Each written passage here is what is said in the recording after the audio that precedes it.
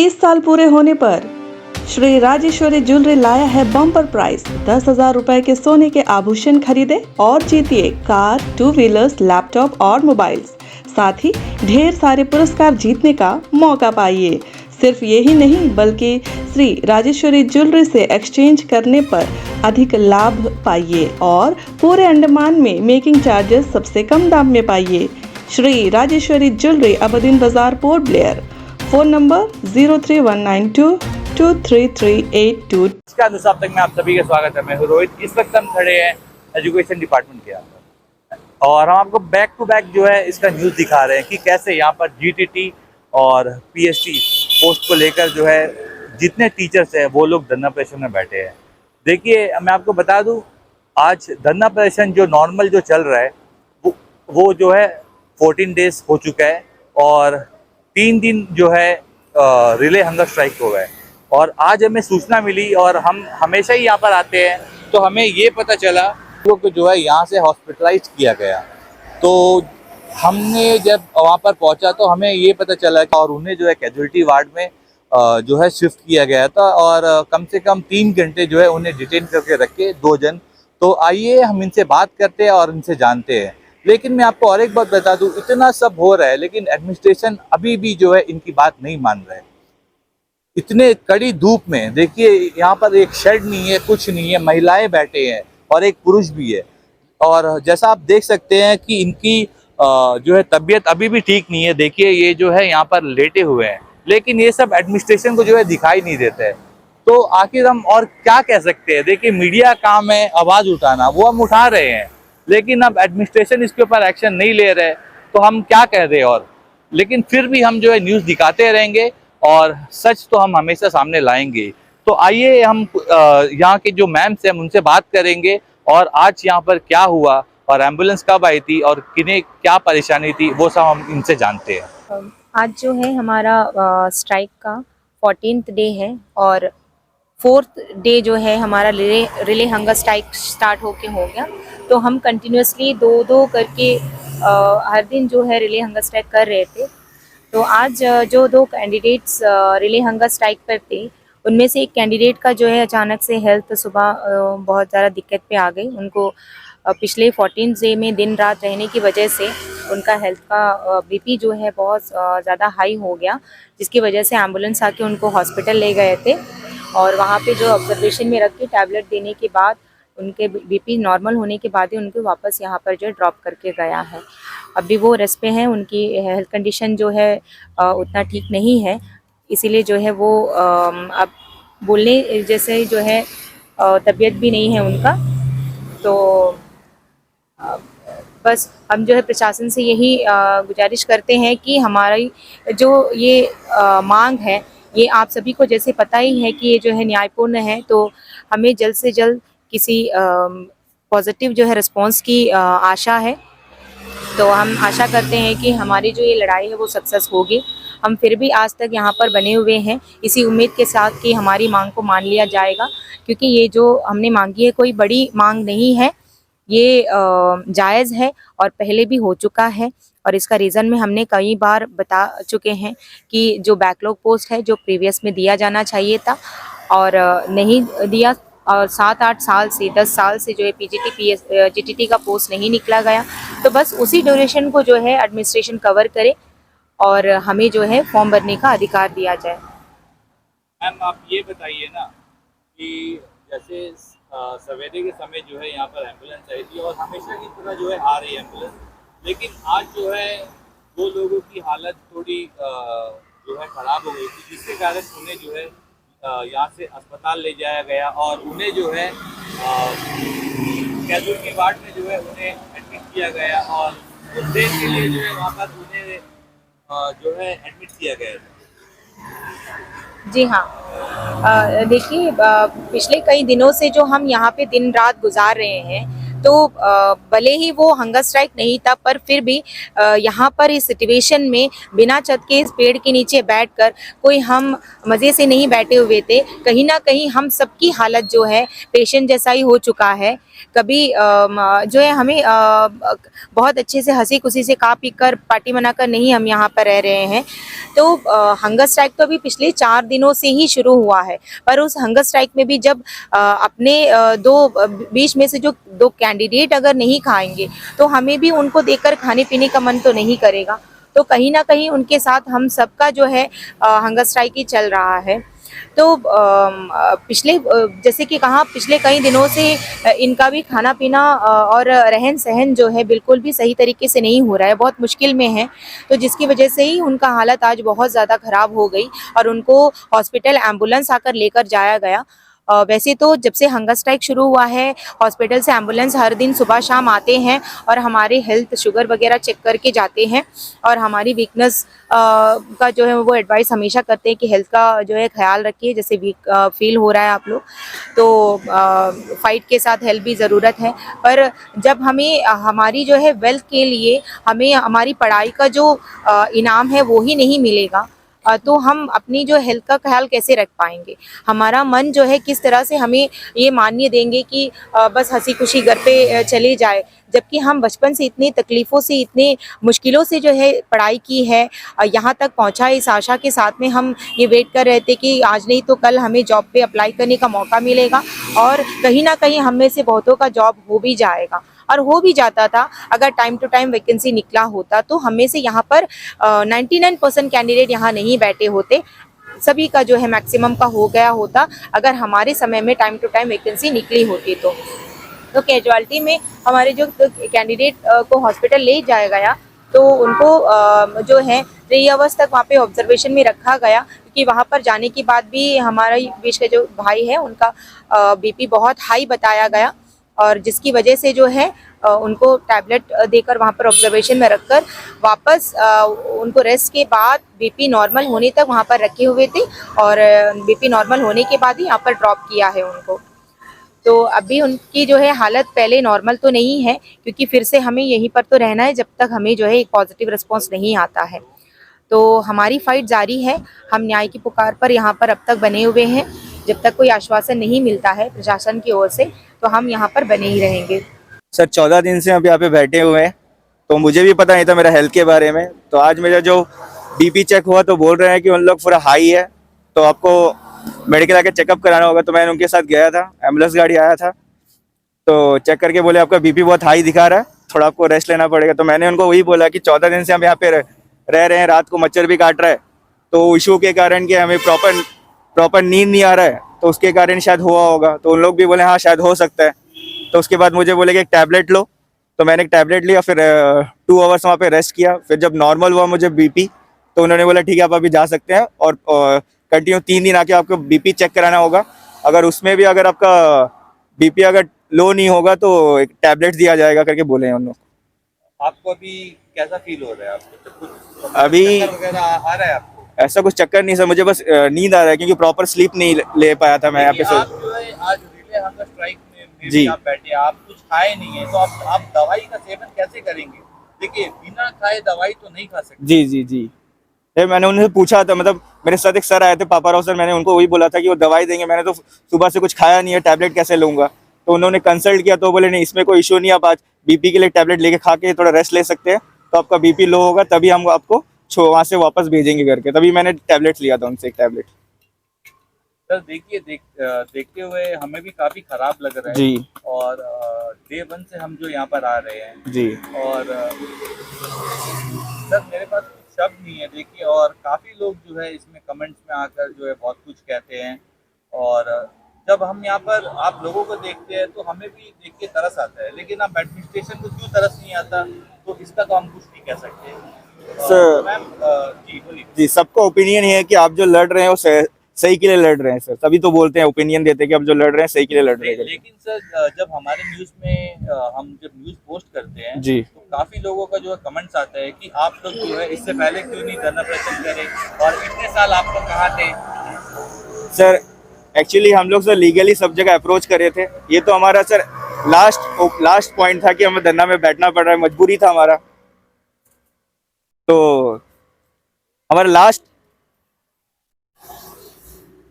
मतलब हम तो कोशिश कर रहे थे, लीगली सब जगह अप्रोच किया था, तो कोर्ट में भी केस करके देखे तो कोई जगह से हमें जवाब नहीं मिल रहा था। तो लास्ट पॉइंट यही था कि हम धरना में बैठेंगे ताकि इसके थ्रू तो हमें कुछ ओपिनियन मिलेगा, रिजल्ट मिलेगा।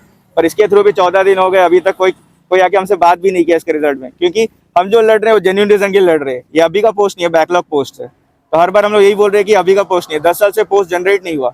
तो 10 साल से अगर पोस्ट जनरेट नहीं होगा तो वो बच्चे का क्या होगा। और इस लोग बोलते हैं कि 30 ईयर्स आपका मतलब एजुकेशन फील्ड में, मतलब इसके बाद आप इनएलिजिबल है। इनएलिजिबल कैसा होता है, क्योंकि टीचिंग एक ऐसा प्रोफेशन है जो नॉलेजेबल है, जितना हम लोग नॉलेज गेन करेंगे उतने नॉलेज स्टूडेंट को प्रोवाइड कर सकते हैं। तो वो तो कहते हैं कि नहीं, इसके बाद हम इनएलिजिबल हो गए। तो मुझे यही रीजन पूछना है कि जब मेडिकल फील्ड में डॉक्टर को आप 65 ईयर्स दे सकते हैं, रिटायरमेंट का एज बढ़ा सकते हैं, तो टीचिंग फील्ड है, इसके लिए आप कुछ करिए। तो हम यही बोलना चाहते हैं उनको। तो एट लास्ट मैम आपका कुछ कहना है? मुझे कहना है, जैसे आपने कहा कि न्यूज़ में नेगेटिव कमेंट्स जो दे रहे हैं उनके लिए मैं कहना चाहूँगी, क्योंकि हम उस पर सिर्फ नेगेटिव नहीं पॉजिटिव कमेंट्स भी देख रहे हैं। पर नेगेटिव कमेंट जो कर रहे हैं, मैं कहूँगी कि ये ज़रूर नादान बच्चे हैं। वो नादान बच्चे हैं जो अब तक ज़िंदगी के हार्ड टाइम्स को देखे नहीं हैं, जो हमेशा हंसी खुशी से टाइम स्पेंड करे हैं, लाइफ के मुश्किलों से सामना नहीं किया है, जिनका लाइफ बहुत ईजी गुजरा होगा, जिनके लाइफ में उनको कभी स्ट्रगल से कभी पढ़ाई ना करनी पड़ी हो, कभी स्ट्रगल से अपनी लाइफ को मेंटेन ना करनी पड़ी हो, ऐसे ही लोग हैं ये लोग जो ऐसे कमेंट कर रहे हैं। क्योंकि जिनके लाइफ स्ट्रगल से गुजरी हो, जिनको तकलीफ़ों का सामना करना पड़ा होगा, मैं डेफिनेटली 110% श्योर हूँ कि वो कभी नेगेटिव कमेंट कर ही नहीं सकता है, फेक नहीं कहेंगे इसे। मैं आप लोगों को एक्सप्लेन करती हूँ, डाउट है तो डाटा चेक कीजिएगा। मैं आपको बताती हूँ कि 2013 में जो है पीजीटी और जीटीटी का पोस्ट निकला था। उसके बाद आप बताएं कि कब निकला था? 2023 मई में निकला था। उसके बीच में 9 इयर्स का गैप होता है सर।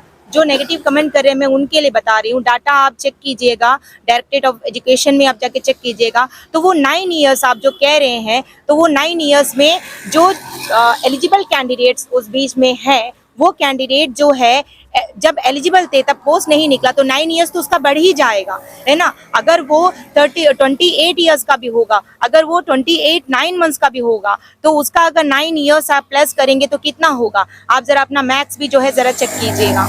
क्योंकि जब 30 इयर्स का होता है तो वो 9 इयर्स में 39 हो जाता है। और मैं आपकी जानकारी के लिए बताना चाहूँगी कि 2011 के जो आरआर है, जो अमेंडमेंट होकर आया था, उससे पहले के आरआर में आप जो है एजुकेशन डिपार्टमेंट के टीचिंग फील्ड के जो एज बार है उसे चेक कीजिएगा, वो 40 इयर्स है। तब जो 40 इयर्स रखा है वो किसी ने सोच समझ कर ही रखा होगा, है ना। बाद में जब पेमेंट रिलेटेड जो पे कमीशन आया था, 7th पे कमीशन, उस पर जो है डीओपीटी के हिसाब से ग्रुप बी के जो है सारी पोस्ट को 30 इयर्स कर दिया गया। पर एजुकेशन के सिस्टम मामले में इसको 30 नहीं करना चाहिए था, क्योंकि टीचर एक ऐसा हीरा है जो जितना घिसेगा उतना नॉलेज उनके अंदर आता है, और वो उतना ही जो है अपने बच्चों को उस नॉलेज को जो है वो सप्लाई कर सकता है।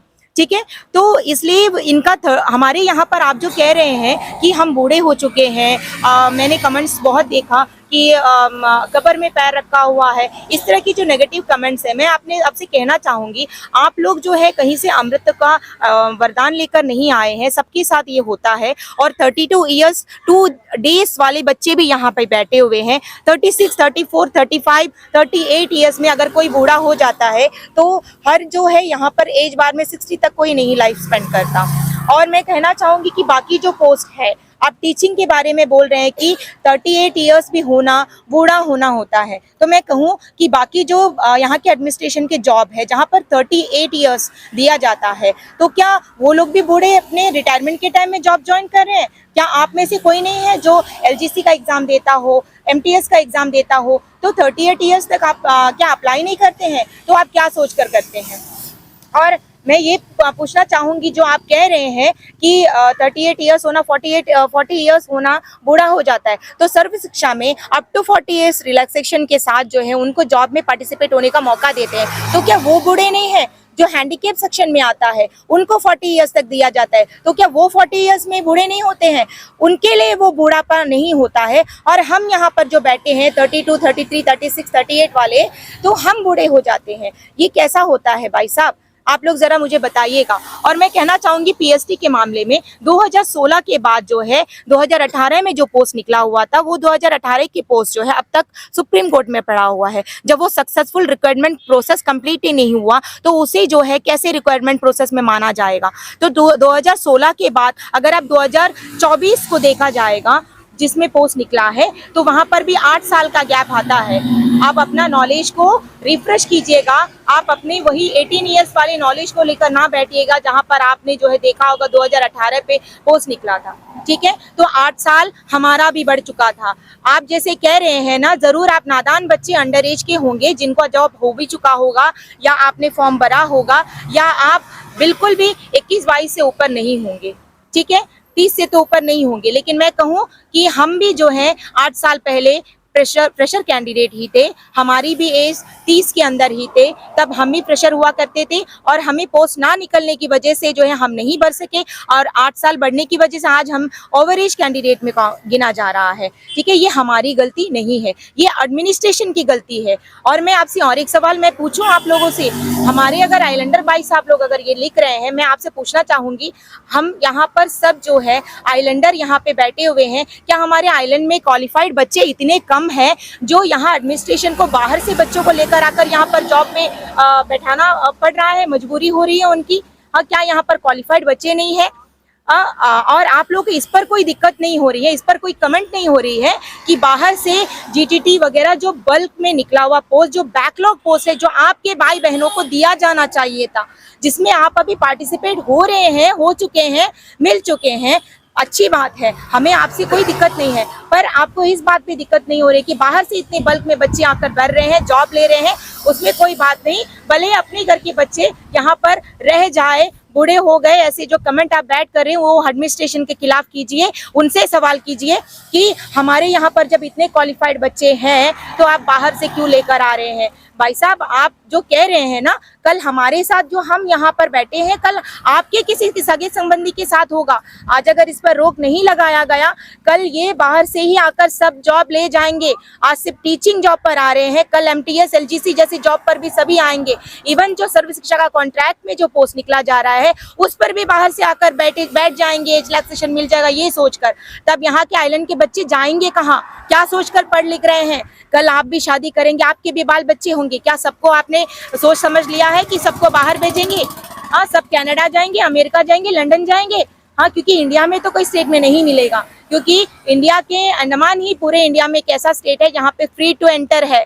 ठीक है, फ्री टू एंट्री है, कोई भी आ सकता है बिना कोई रुकावट का, आकर आप जॉब पर भर सकते हैं, जॉब ले सकते हैं। क्योंकि बाहर हम भी जो है बाहर भरते हैं, जब टीचिंग प्रोफेशन में हो, कोई और प्रोफेशन में हो, जब हम फॉर्म फिल करने जाते हैं वहाँ पे कुछ पॉइंट्स लिखे हुए होते हैं, जब सक्सेस करना होता है फिलिंग, या फिलिंग के बाद भी अगर जॉब भी अगर हमें सक्सेसफुली मिलना चाहिए, तब वहाँ पर पॉइंट्स होता है कि 3 इयर्स का रेसिडेंशियल सर्टिफिकेट सबमिट करो, या तो 3 इयर्स कंटिन्यूअस क्वालिफिकेशन का कोई सर्टिफिकेट सबमिट करो, या फिर रेशन कार्ड में जो है आपका नाम होना चाहिए उस पर्टिकुलर स्टेट का। इस तरह से रिस्ट्रिक्शन से बॉन्डिंग किया जाता है। ऑल ओवर इंडिया में जो है वहाँ पर बोलते हैं कि ऑल ओवर इंडिया के लिए वैकेंसी निकाला जाता है, पर हर एक स्टेट, हर एक यूटी जो है इस तरह की बॉन्डिंग देने की बात जो है हमें रिस्ट्रिक्ट कर देते हैं, और उस जॉब को सेव करके अपने ही स्टेट के पर्सन्स को दिया जाता है। पर अंडमान ही एक ऐसा स्टेट है जहां पर इस तरह के रिस्ट्रिक्शंस नहीं, जिसकी वजह से जॉब्स हमारे आइलैंडर बच्चों के हाथ से निकल जाता है। ठीक है, तो इस डाटा को करेक्ट कीजिए और आप इसको नॉलेज को गेन कीजिए, और इस अन्याय के खिलाफ आप लड़ने की कोशिश कीजिए। हमें जॉब मिले ना मिले, पर हम जो बैठे हैं वो न्यायपूर्ण मांग के लिए बैठे हुए हैं। हम, मुझे ना मिले, इन्हें ना मिले, कोई बात नहीं, पर हमारी वजह से किसी ना किसी को तो मिलेगा। ठीक है, देखिए, प्रोटेस्ट करने का हमारा अधिकार है। We are living in a democratic country. Okay ma'am, तो प्रोटेस्ट करने का अधिकार है, और ऐसा जगह भी आप लोग नहीं बैठी है कि आप लोग जो है रोड को घेर कर रखे हैं या कुछ कोई लोगों को परेशान कर रहे हैं, लेकिन मैम मैं आपको और एक बात बता दूं कि आज 2 जन की हालत खराब हो गई थी। देखिए ज़्यादा समय मैं नहीं लूँगा, आज 2 जन की हालत जो है खराब हो गई थी।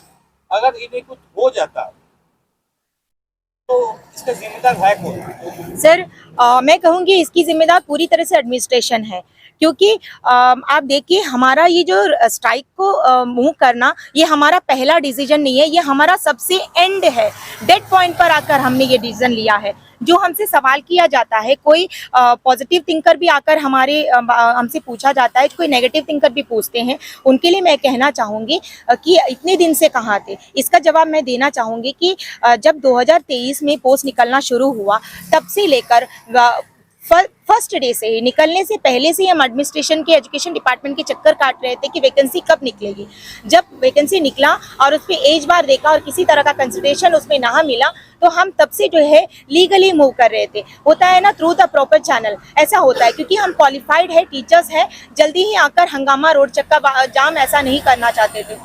तो हम legally department to department, authority to authority move कर रहे थे, लेटर्स पे लेटर दे रहे थे, रिक्वेस्ट पे रिक्वेस्ट कर रहे थे और हर तरह से हम मुमकिन कोशिश कर रहे थे कि हम एलजी साहब से ये मीट कर सके और उनसे ये रिक्वेस्ट कर सके कि सर, उनको ये पॉइंट समझा सके कि सर पिछले इतने सालों से वैकेंसी नहीं निकली है और हमें अलाउ कीजिएगा एज रिलैक्सेशन देते हुए इस पर पार्टिसिपेट करने का। देखिए कहीं पर भी हमने जॉब नहीं मांगा किसी से। हम इतने सारे ओवरेज कैंडिडेट्स जो हैं हमेशा से यही बोलते आए हैं कि सर हमें एज रिलैक्सेशन दीजिए, हम इस वैकेंसी पे पार्टिसिपेट करना चाहते हैं। हमने जॉब नहीं मांगा और ये एक इलीगल या बिल्कुल अन्यायपूर्ण मांग है, ये बस नादान बच्चे ही कह सकते हैं, क्योंकि हमसे जो भी मिलते हैं हर कोई यही कहते हैं कि आपकी मांग न्यायपूर्ण है। ठीक है, तो पहले से जो है हम ये कहते आ रहे हैं और आखिरी वक्त में जब पोस्ट जो है डे बाय डे निकलता गया, हमारे हाथ से चांस निकलता गया, आखिरी वक्त पर ही हमने जो है ये डिसीजन लिया, क्योंकि यहाँ पर जो बाकी बचा हुआ जो पोस्ट है पीएसटी का, लाइब्रेरी साइंस का, और ये सारी पोस्ट हाथ से ना निकले, इस वजह से हमने जो है ये हंगर स्ट्राइक को जो है किया और शुरू किया, ताकि जो है हमें किसी तरह का कंसिडरेशन मिले। और इस पर अगर हमारे इन कैंडिडेट्स में से किसी को भी कुछ हेल्थ इश्यूज होती है, इसका पूरी जिम्मेदारी एडमिनिस्ट्रेशन को ही लेना होगा और हम उनको ही ब्लेम करेंगे। ये देखिए सर, जो हमारे साथ में जो कैंडिडेट है जिसका बीपी हाई होने की वजह से इनको लेके गया था, अब अगर आप प्रूफ देखना चाहते हैं तो देख सकते हैं उनका बीपी कितना हाई था। यहाँ पर जब उनका बीपी चेक किया गया 178/118 आया था, जिसकी वजह से इमरजेंसी में उनको एम्बुलेंस में ले गया और वहाँ जाकर जो उनको टैबलेट देने के बाद जो है ये ऑब्जर्वेशन हुआ है। जो फेक कहते हैं इस न्यूज़ को, मैं कहना चाहूँगी कि आप इसको ध्यान से देखिएगा, क्योंकि हम यहाँ पर कोई नाटक नहीं कर रहे हैं, किसी का यहाँ पे शौक नहीं है इस तरह से बने बैठने का। और मैं आप सभी से कहना चाहूँगी कि हमारा इंटेंशन किसी को धोखे में रखना नहीं है, हमारी मांग न्यायपूर्ण है।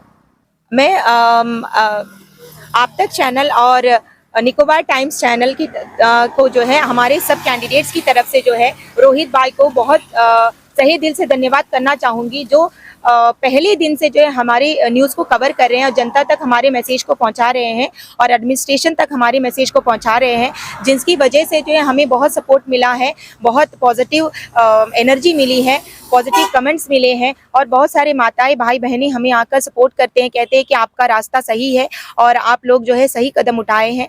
तो इसलिए हम सबकी तरफ से जो है हम रोहित भाई को सही दिल से धन्यवाद करना चाहूँगी। आप तक चैनल और निकोबार टाइम्स को हम सब क्या सही दिल से जो है धन्यवाद। अंडमान से जुड़ी सभी छोटी बड़ी खबरें देखने के लिए हमारे अपने न्यूज आज तक यूट्यूब चैनल को सब्सक्राइब करें और बेल आइकॉन प्रेस करना ना भूलें। हमारा अपना न्यूज आज तक, अब सच देखेगा अंडमान।